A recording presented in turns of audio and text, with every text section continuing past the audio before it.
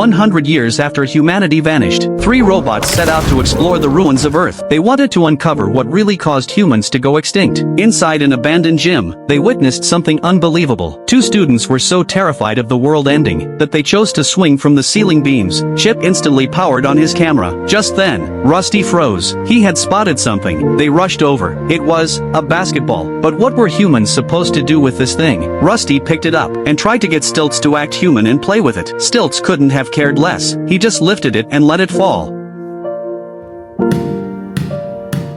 Only humans can make a ball bounce back and forth like that, Rusty noted. He added, sometimes humans even hit the ball with sticks or kicked it with their feet. Stilts stared at the ball with sudden sympathy, as if wondering why humans treated it with so much violence. Before long, they wandered into an old restaurant. A moldy burger still sat on the table. Rusty explained that humans had lots of holes on their bodies, so they shoved food into one hole and dumped it out another, just to get energy. It sounded way more complicated than running on fusion batteries. The trio grew even more fascinated with human life. Chip even pretended to be a waiter and plated a fresh meal for a corpse. Next, they reached an apartment complex and discovered a surviving organism. Apparently, these creatures once considered humans their masters. A curious kitten hopped onto Stilt's leg, freezing him completely. Rusty stayed calm. What if you try to irritate it by moving your digits across its keratinous fibers? Maybe that'll make it move. Stilts slowly placed his hand on the cat, and the little creature purred at the touch, a motion the world hadn't seen in a century. Stilts had officially become the first robot to pet a cat. He even snapped a photo to prove it. They also found one of their own ancestors, an ancient gaming console humans once built. Stilts refused to admit it. Call it Daddy.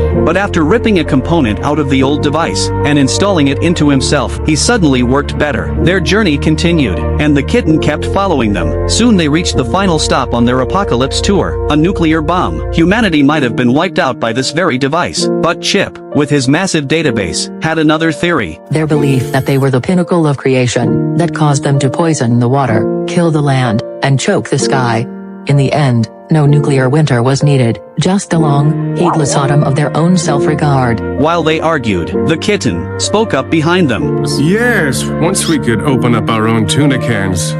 That was pretty much that for the human race. And the moment its voice faded, their sensors detected thousands, no, tens of thousands, of cats surrounding them.